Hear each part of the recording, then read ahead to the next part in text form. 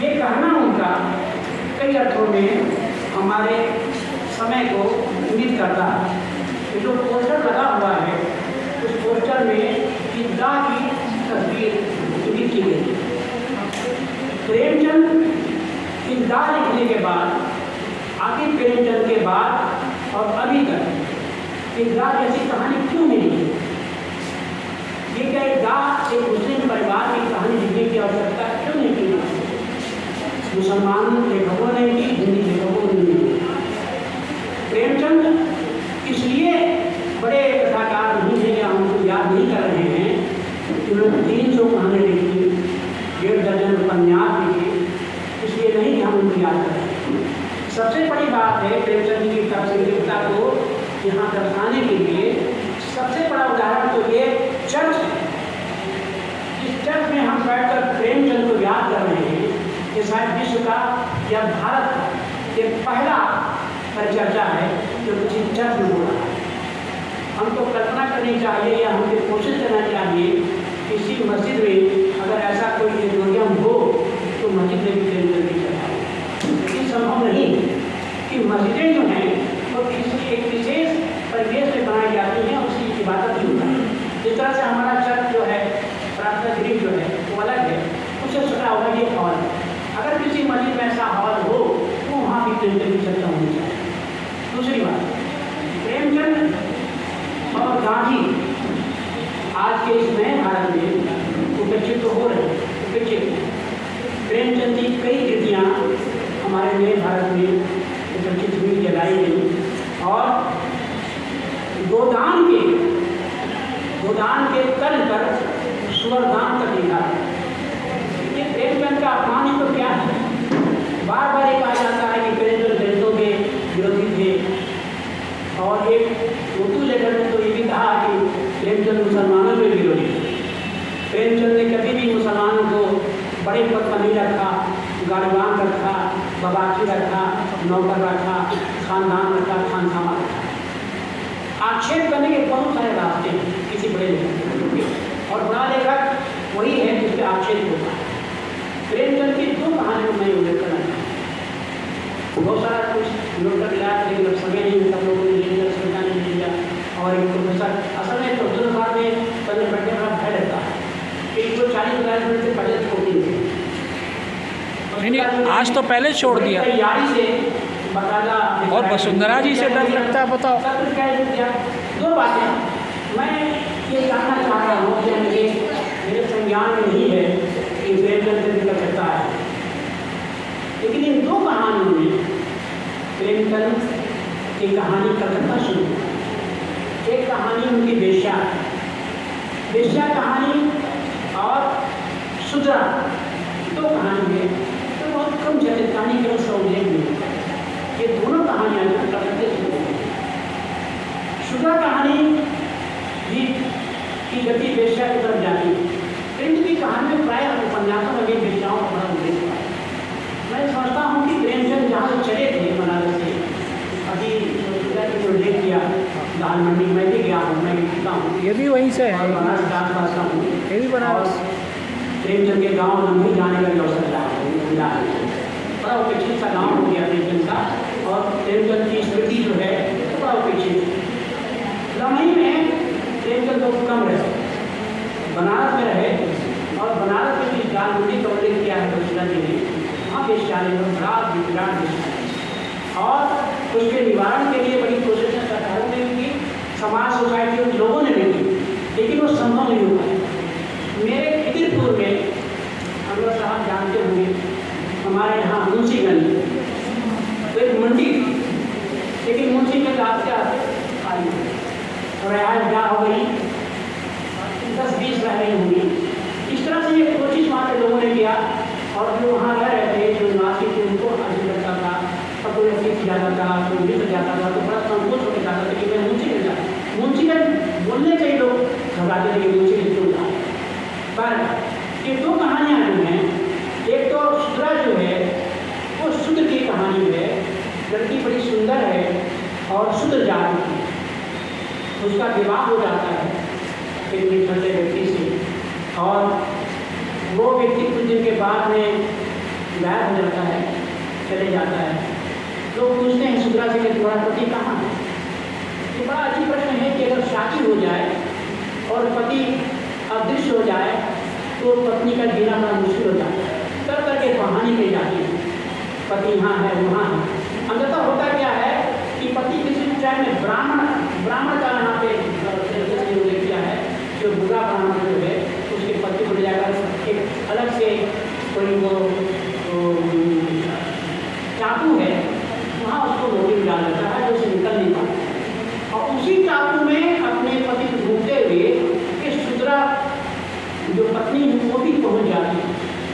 लंबी कहानी पेंटिंग की कहानी की एक दिक्कत ये समझता हूँ कि बेवजह में विस्तार किया है पेंटिंग कहानी, बड़ी लंबी कहानी। जहाँ कहानी खत्म हो जानी चाहिए वहाँ पेंटिंग कहानी को पढ़ा कर इस बात से पढ़ाया है अपनी कहानी को कि उनका सुधारवादी दृष्टि दे सके, उस पर परिवर्तित जीवन दे सके। ये सुधर जाती है उसी टैप में पढ़कर, नाव में जहाज में बैठकर, और देखिए कि पति भी उसका वही खड़ा चौकीदार है। कहानी यहाँ खत्म हो जाता है, लेकिन क्रेडिट उस कहानी को कहते जाते हैं। और उस कहानी में एक क्रिश्चियन ईसाई है जो सरदार है, शराब किए हुए है और लड़कियों का व्यवहार करता है, व्यापार करता है, विचार करता है। उस तरह से प्रेमचंद ने कैसे अपनी भाषा से, अपने व्यवहार से, और जो पत्नी है सुंदरा उसके व्यवहार से उस ईसाई क्रिश्चियन को जो शराब पीकर बैठा हुआ, उसकी आंखों में नशा है और वो चाहता है, वो कहता है कि तुमको रात में मेरे माना पड़ेगा, तुम्हारा पति है नहीं तो तुमको मार डालेंगे। वो कहती कि देखो मेरी है यहाँ पे, तो वो मेरी को देखकर शर्म नहीं आती है तुम्हारी मेरी है। तो उस तरह उसकी पत्नी की भी उसकी माँ की तस्वीर लगी हुई है। इस तरह के प्रेमचंद मार्जित प्रकाशित करते हुए उस ईसाई को अपने ढंग से उसको पश्चाताप के लिए मजबूर करते हैं। वो कहानी कविते से जोड़ती है, कविते से व्यवहार करने आया है, व्यवहार करके तो बाहर आया है। दूसरी कहानी जो है वो वेश्या कहानी। वेश्या कहानी की यही कहानी है, वो वेश्या हो जाती है, लेकिन प्रेमचंद ने अपने पात्र के व्यवहार से, उसके चरित्र से उस वेश्या को फिर जोड़ना।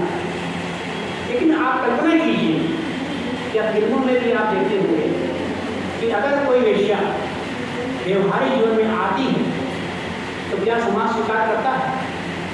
कभी नहीं करता। पाकिजा फिल्म देखिए, पाकिजा फिल्म में सब कुछ होने के बाद में जब वो निकाह करने जाता है तो बोलती कि नहीं मैं निकाह मुझे कबूल नहीं है, वो भाग जाता है। अंत में पाकिजा के फिल्म की जो नायिका है वो ठीक एक पतंग की तरह आगे लपटती है और वो कहती है कि हम रक्तासाओं की ज़िंदगी कब्रगाह की तरह है, हम कच्ची कर रहे हैं, जहाँ हम सोए रहते हैं हमारी आत्मा करते हैं। अब तो कहानी एक बात क्या देखिए आप तो कौन सा चीज़ें समझ में आ जाएगी। प्रेमचंद ने अपनी कहानियों उपन्यासों के बाद जो कुछ चीज़ें बचती हैं जिसको कहानियों में उपन्यासों में नहीं डाल सके उसको उन्होंने लेखों में, निबंधों में प्रेमचंद ने कम से कम 100-150 निबंध लेख लिखे सामाजिक सुधार के लिए। आपको आश्चर्य होगा कि प्रेमचंद शायद इनके कवि नहीं थे और कभी तो जीवन का नहीं था, शब्दों से कम करके रहा। लेकिन प्रेमचंद ने अकबर इलाहाबादी पे ले लिखा और लंबा लिखा,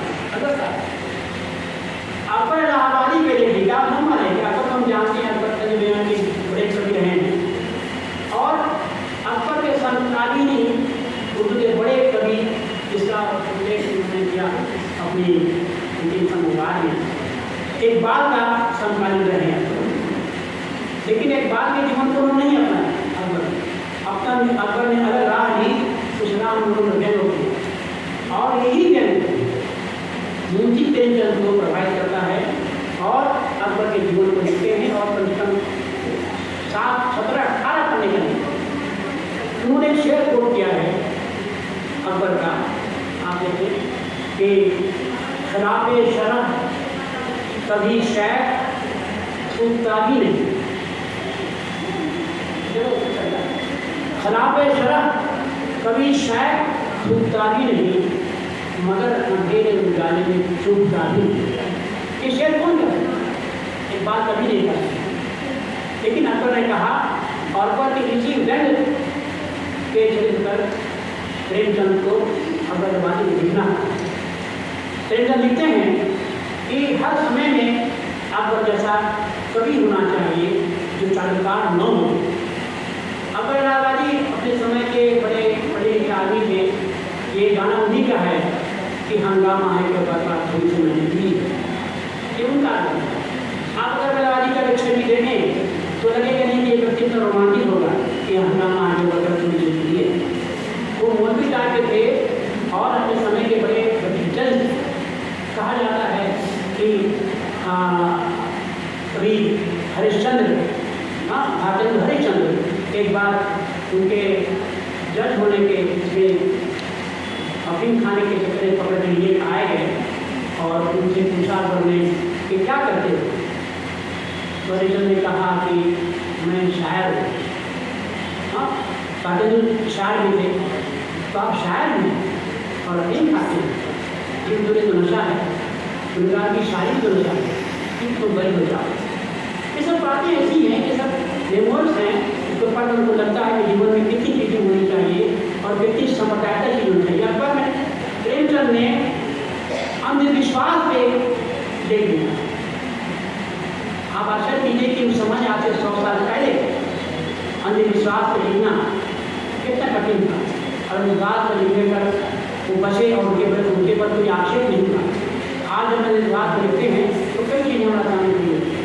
अभी अंधविश्वास के जीवन की वो है, हमारे गुरुकुल हैं, मित्र हैं कि मंदिरों में सूत्रों में जा रहे हैं, होगा कहीं होगा गाँव के अंदर, लेकिन शहरों में इसको पता ही नहीं है। और फिर मुस्लिम बस्तियों में बहुत सारे मंदिर हैं जहाँ मुसलमान जाते हैं, भले प्रार्थना ना करते हो, पूजा ना करते हो, लेकिन मंदिरों में तो बकायदा कक्ष, वहाँ नाच गाने होते हैं, प्रोग्राम्स होते हैं, सेमिनार होते हैं, हर मंदिर में ये चलता बना हुआ है। ये तो गाता है हिंदू धर्म की, और ये गाता मैं समझता हूँ कि सारे धर्म की भी है कि इस हॉल में प्रेमचंद का चर्चा किया।